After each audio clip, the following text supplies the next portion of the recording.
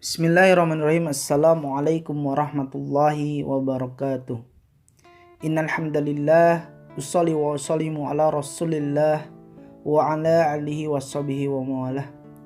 Asyhadu an la ilaha illallah wahdahu la syarikalah wa asyhadu anna Muhammadan abduhu wa rasuluh. Puji syukur pertama-tama mari kita panjatkan kehadirat Allah Subhanahu wa taala yang mana atas karunia dan nikmat yang telah diberikan kepada kita semua, yang alhamdulillah pada hari ini Bapak bisa membuat video dalam kegiatan Matsama, yaitu masa ta'aruf siswa Madrasah Aliyah Al-Azhar Majalaya. Langsung saja pertama perkenalkan ya. Nama Bapak yaitu Bapak Dede Sopian. Bapak mengajar PAI 2 yang mana di dalamnya itu membahas mengenai sejarah kebudayaan Islam dan akidah akhlak. Pada pertemuan kali ini atau pembahasan video kali ini, Bapak ingin membahas ya mengenai tokoh-tokoh muslim atau pahlawan-pahlawan muslim dan bagaimana perannya dalam membela negara Indonesia. Nah, tokoh-tokoh muslim kalau kita ketahui itu banyak ya. Ada Haji Umar Said Tjokroaminoto, kemudian ada Ahmad Dahlan, kemudian ada Hasyim Asy'ari, kemudian ada Haji Samanhudi ya, dan banyak ya. Kalau kita bahas satu persatu mungkin waktunya tidak akan cukup. Malahan kalau kita membahas satu persatu tokoh-tokoh tersebut ini sampai satu semester ya. Pertama Bapak akan membahas Haji Umar Said, yaitu Hos Tjokroaminoto. Lahir di Madiun, Jawa Timur ya, pada tanggal 16 Agustus 1882. Tjokroaminoto ini adalah keturunan ningrat, yang mana ayahnya ini adalah wakil dari gubernur ya, wakil dari seorang pejabat ayahnya ini yang bernama Mas Raden Amiseno ya, Mas Raden Amiseno. Dan kakeknya ini pernah menjadi bupati ya, pernah menjadi Bupati Ponorogo. Kemudian dalam bidang pendidikan, Hos Tjokroaminoto dia belajar di sekolah pemerintahan Belanda, yaitu yang bernama Ospia. Ospia ini singkatan dari Opleiding School for Inlandse Ambtenaren, yang mana sekolah ini di bidang administrasi pemerintahan. Beliau lulus ya di sekolah pada tahun 1902. Kemudian beliau menikah dengan Raden Ajeng Suharsikin. Beliau bekerja di pemerintahan Belanda ya, beliau sebagai administrasi pemerintahan. Beliau bekerja di pemerintahan Belanda sekitar 3 tahun karena beliau berhenti pada tahun 1905,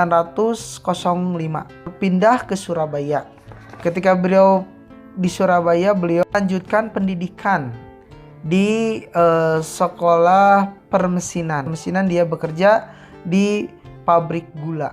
Nah, sejak itulah ketika di pabrik gula ya, hingga tahun 1912 ya, dia diajak oleh Haji Samanhudi, yaitu pendiri Syarikat Dagang Islam, untuk ikut bergabung dengan Syarikat Dagang Islam. Diajaklah.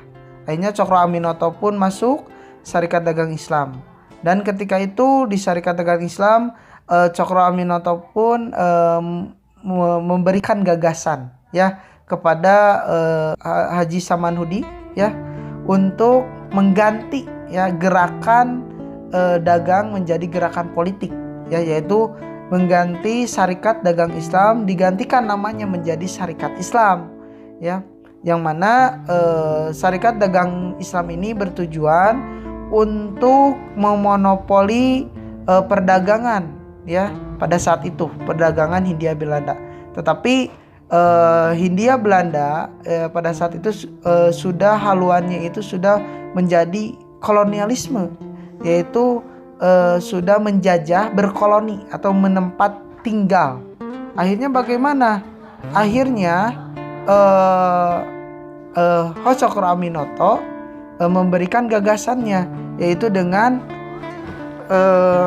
membuat gagasan baru, yaitu mengubah haluan gerakannya yang mana tadinya Syarikat Dagang Islam diubah menjadi Syarikat Islam. Atas nama Cokro Aminoto, Haji Samanhudi mengubah nama Syarikat Dagang Islam menjadi Syarikat Islam. Cokro Aminoto sendiri adalah anggota Syarikat Islam dari Surabaya yang kemudian menjadi ketua cabang. Jadi Cokro Aminoto ini dia pada tanggal 25 Maret 1913 ya di Surakarta ini dalam Kongres Syarikat Islam ditunjuk menjadi wakil CSI, yaitu Sentral Syarikat Islam, yaitu bertugas mendampingi Haji Samanhudi, yaitu di Solo, yang berpusat di Solo. Kemudian ya Cokro Aminoto pada tahun 1914, yaitu pada tanggal 19 sampai 20 April ya, dalam Kongres kedua, Cokro Aminoto terpilih sebagai ketua CSI, yaitu Center Syarikat Islam. Dia sebagai ketua umum di Yogyakarta pada saat itu. Jadi ketika Cokro Aminoto dipilih menjadi ketua umum Syarikat Islam, Cokro Aminoto memindahkan kantor pusat Syarikat Islam dari Surakarta dipindahkan ke Surabaya pada tahun 1914. Yang pada saat itu anggota Syarikat Islam itu mencapai 400.000 orang. Kemudian pada awal Februari tahun 1918 atau 1918, Cokro Aminoto memimpin tentara Kanjeng Nabi Muhammad atau TKNM. Jadi waktu dulu Cokro Aminoto membuat tentara atau membuat pasukan yang bernama Tentara Kanjeng Nabi Muhammad ya di Surabaya pada saat itu, dan menggerakkan aksi bela Islam. Jadi aksi bela Islam itu bukan hanya pada saat ini saja ya, pada saat zaman kita 121 ya, tetapi pada masa dulu perjuangan Islam itu ada ya, bela Islam, yaitu pada saat itu yang dipimpin oleh Cokro Aminoto ya. Bela Islam ini ya bertujuan sebagai respon atau tulisan di majalah Jawi Hiswara yang dianggap menghina Nabi Muhammad. Jadi aksi bela Islam ini ya menggerakkan sejumlah 450.000 orang ya. Jadi Cokro Aminoto menggerakkan 450.000 orang, sehingga dengan adanya aksi tersebut pada tanggal 1919 anggota Syarikat Islam bertambah menjadi 2,5 juta orang. Tuh, yang tadinya 400 cuma ribuan anggotanya, karena adanya aksi bela Islam atau tentara Kanjeng Nabi Muhammad ya, gerakannya itu bagus, sangat luar biasa, sehingga menambah anggotanya menjadi 2,5 juta orang. Nah itu mengenai biografi ya atau perjuangan Hos Cokro Aminoto dalam membela Islam atau dalam membela negara Indonesia. Nah, selanjutnya nih, Cokro Aminoto ini juga dikenal sebagai bapak atau sebagai guru bangsa Indonesia. Kenapa beliau sebagai guru bangsa Indonesia? Karena beliau pertama mengajarkan, ya, apa yang beliau junjung tinggi dalam syarikat Islam itu satu, beliau mempunyai gagasan trilogi atau 3 prinsip dalam syarikat Islam, yaitu satu, setinggi-tingginya ilmu, 2, semurni-murninya tauhid, 3, sepandai-pandainya siasah. Jadi ada 3 trilogi atau pemahaman, ya, yang harus diterapkan dalam syarikat Islam dalam melawan penjajah. Nah, akhirnya Cokro Aminoto ini banyak murid-murid yang belajar kepada Cokro Aminoto, ya. Salah satunya seperti Soekarno, kemudian Kartosuwiryo dan Semaun, yang nantinya dari ketiga muridnya ini akan menjadi tokoh bangsa, ya. Contoh seperti Soekarno yang sekarang itu Soekarno yang mempunyai pemahaman nasionalis, yaitu cinta kepada tanah air. Kemudian tokoh Kartosuwiryo yaitu mempunyai pemahaman atau ideologi, yaitu Islam yang kita kenal sebagai ideologi agamis. Dan yang ketiga yaitu Semaun, kemudian Sudarso, Semaun itu mempunyai ideologi sosialis yang mana dekat dengan komunis. Jadi Semaun ini yang mana nantinya akan mendirikan partai PKI. Jadi murid-murid Cokro Aminoto ini mereka akan menjadi tokoh-tokoh, ya, yang mana akan memerdekakan negara Indonesia atau Republik Indonesia. Seperti Soekarno yang mana mengusung beliau sebagai pengusung PNI, Partai Nasional Indonesia nantinya, ya. Kemudian Kartosuwiryo yang nanti akan mengusung NII, yaitu Negara Islam Indonesia, ya.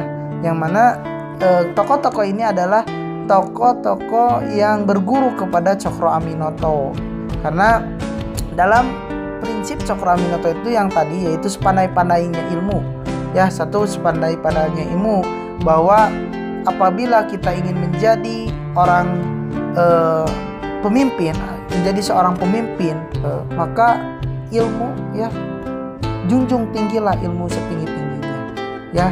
Seseorang apabila luas ilmunya, maka akan luas juga pemahamannya, maka akan luas juga keberaniannya itu. Kemudian yang kedua yaitu semurni-murninya tauhid, ya. Jadi yang diajarkan oleh Cokro Aminoto ini semurni-murninya tauhid, bahwa ketika tata cara beribadah tidak boleh ditambah-tambahkan atau dikurang-kurangkan. Jadi harus murni, ya, menurut as-sunnah, ya, menurut Al-Quran dan as-sunnah kepada Rasulullah SAW. Kemudian yang ketiga yaitu sepandai-pandainya siasah, yang mana bersiasah ini adalah mengelabui lawan, yaitu para penjajah. Kita harus bisa membohongi lawan sehingga lawan tersebut bisa tumbang, bisa kalah.